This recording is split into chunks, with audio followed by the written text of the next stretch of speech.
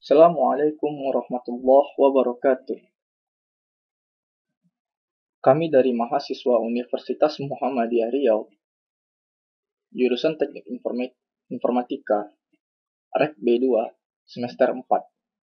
Kami dari kelompok 4 yang beranggotakan Al-Qobizi, Fauzan Azima, Muhammad Tantaya, Robi Chandra, Rian Dwi Syah Putra, Sari Rahmadani, dan Zulfahmi. Di sini kami akan membahas yaitu Priority Scheduling Primitive dengan mata pelajaran sistem operasi yang dengan dosen Pak Mulyanto. Penjelasan. Dalam Priority Scheduling Primitive, setiap proses yang masuk ke CPU diberi skala prioritas berupa angka.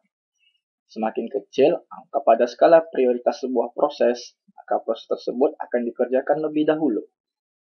Pada Priority Scheduling Primitive, sebuah proses yang dapat diinterupsi oleh proses yang memiliki skala prioritas yang lebih kecil.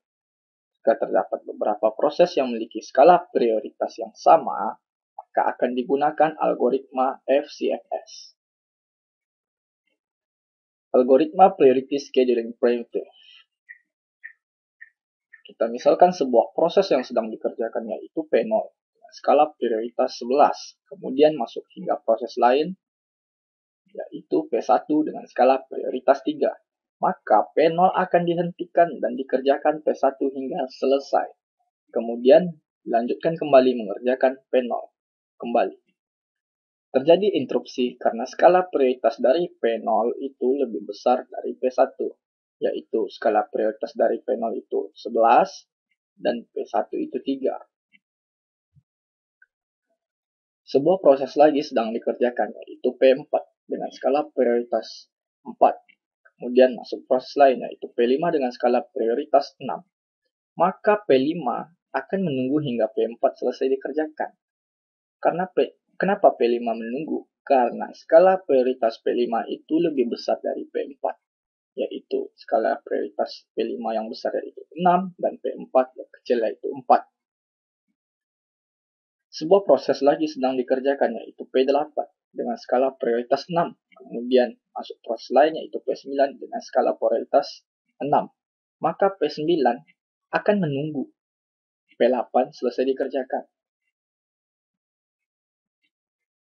Karena hal tersebut, berlakunya FCFS untuk proses yang memiliki prioritas yang sama, yaitu 6 dan 6.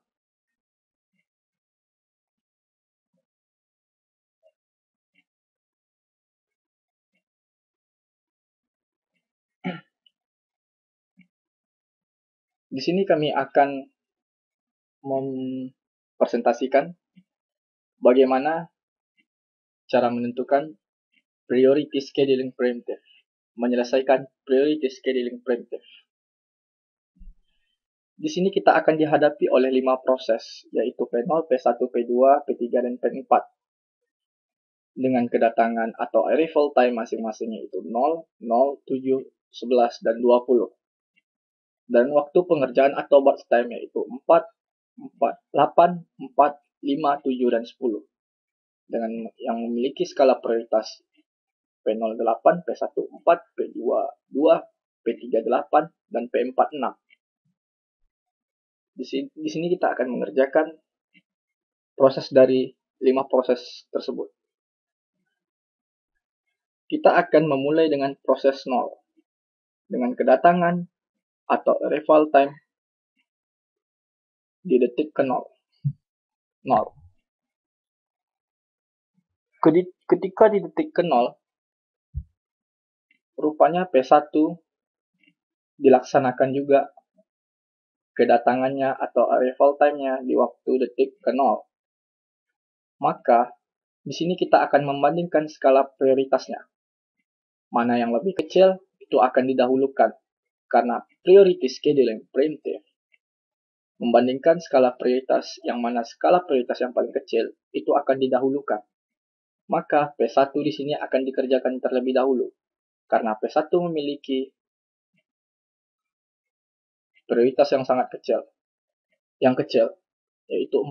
Sedangkan P0, 8. Maka P1 akan terlebih dahulu dikerjakan, sedangkan P0 itu menunggu. P1 mempunyai waktu kerja yaitu 4 detik, maka akan dikerjakan 1, 2, 3, dan 4. Setelah P1 dikerjakan, maka P0 akan dikerjakan kembali dengan waktu pengerjaan selama 8 detik. Maka P0 akan dikerjakan 1, 2, 3. Kemudian di detik ke-7, P2 ternyata masuk. Karena waktu kedatangan P2 yaitu di waktu ke-7. 5, 6, 7. Kita akan membandingkan kembali mana skala prioritas yang lebih kecil dari P0 dan P2. P2 dengan prioritas 2, sedangkan P0 dengan prioritas 8. Maka P0 akan menunggu kembali dan P2 akan dikerjakan. P2 akan dikerjakan dengan waktu pengerjaan selama 5 detik. 1, 2, 3, 4, dan 5. Rupanya, dalam pengerjaan tadi, P3 masuk dengan kedatangan waktu yaitu 11 detik. Waktu kedatangan dengan detik ke-11 yaitu 10, 11.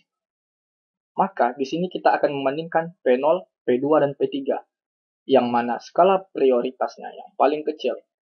P0 dengan prioritas 8, P2 dengan prioritas P2, dan P3 dengan prioritas 8. Rupanya P2 memiliki prioritas yang lebih kecil, maka P2 akan dikerjakan hingga selesai di waktu ke-12. Setelah P2 selesai dikerjakan, kita akan membandingkan kembali prioritas dari P0 dan P3. Ternyata P0 dan P3 memiliki prioritas yang sama, yaitu 8. Karena itu, P0 akan dikerjakan. Karena P0 telah masuk terlebih dahulu dari kedatangan waktunya, yaitu di detik ke-0. Maka P0 akan dikerjakan dengan waktu sisa burst time. Waktu sisa dari P0 yaitu 5, karena P0 telah dikerjakan selama 3 detik. Maka sisa akan ditambahkan 5, 1, 2, 3, 4, dan 5. Jika P0 selesai dikerjakan, maka P3 akan dikerjakan. P3 dikerjakan selama 7 detik. 1, 2, 3. Kemudian P4 masuk kembali. Dengan waktu kedatangannya itu di detik ke-20. Kita akan membandingkan lagi antara P3 dan P4. Skala prioritasnya. P3 mempunyai skala prioritas 8 dan P4 mempunyai skala prioritas 6. Maka P3 akan menunggu dan P4 akan dikerjakan. Maka P4 akan dikerjakan dengan waktu pengerjaan selama 10 detik. 1, 2, 3, 4, 5, 6, 7, 8, 9, 10. Selesai. P4 selesai dikerjakan dan P3 akan dikerjakan kembali dengan sisa waktu pengerjaannya. Yaitu tadi pengerjaan selama 3 detik, maka sisa waktu 4 detik. 1, 2, 3, 4. Maka P3 selesai dan semua proses telah selesai dikerjakan. Terminate di detik ke-35.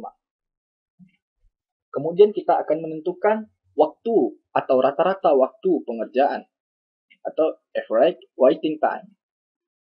Di sini rumusnya yaitu average time sama dengan waktu tunggu dari P0 ditambah waktu tunggu dari P1 ditambah waktu tunggu dari P2 ditambah waktu tunggu dari P3 ditambah waktu tunggu dari P4 dibagi semua proses yaitu 1, 2, 3, 4, dan 5. Di sini kita akan masukkan angka-angka waktu tunggu dari semua proses. P0. Di sini ada 4 dan 5. 4 itu terdapat dari waktu tunggu pertama P0, yaitu dia menunggu pengerjaan dari P1, yaitu 1, 2, 3, dan 4. Maka P0 baru dikerjakan. Maka waktu tunggu dari P0 yaitu 4 detik akan dimasukkan. Kemudian P0 dikerjakan selama 3 detik. Namun P0 kembali terhenti di waktu ke-7 dengan waktu tunggu 1, 2, 3, 4, dan 5 dari P2. Maka angka akan dimasukkan kembali yaitu 5. Maka 4 ditambah 5 itu waktu tunggu dari P0. Baru P0 akan dikerjakan kembali hingga selesai dan waktu tunggu tidak ada. Maka waktu tunggu dari P0 itu 4 ditambah 5 yaitu 9. 9 detik waktu tunggu dari P0. Ditambah P1. Sedangkan P1 itu tidak ada waktu yang ditunggunya. P1 langsung dikerjakan hingga selesai selama 4 detik. Ditambah P2. P2 juga dikerjakan hingga selesai yaitu 5 detik. 1, 2, 3, 4, dan 5. Kemudian waktu tunggu dari P3 yaitu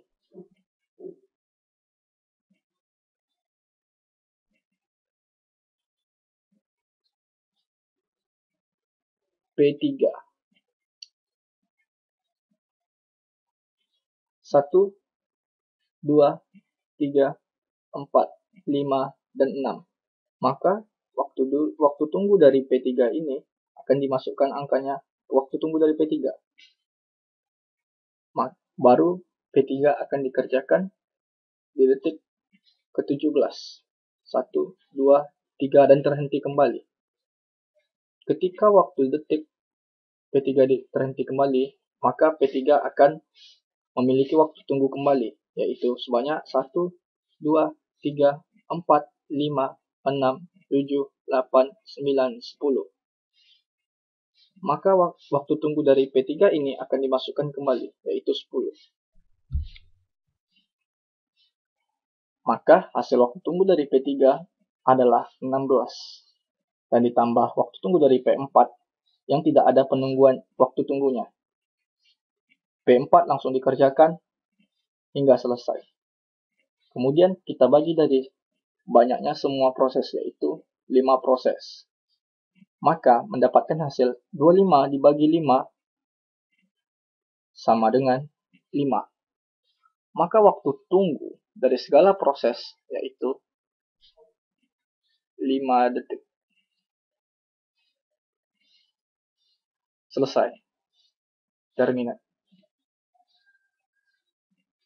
Sekian dan terima kasih. Apabila ada salah-salah kata atau yang kurang paham, kami mohon maaf. Wassalamualaikum warahmatullahi wabarakatuh.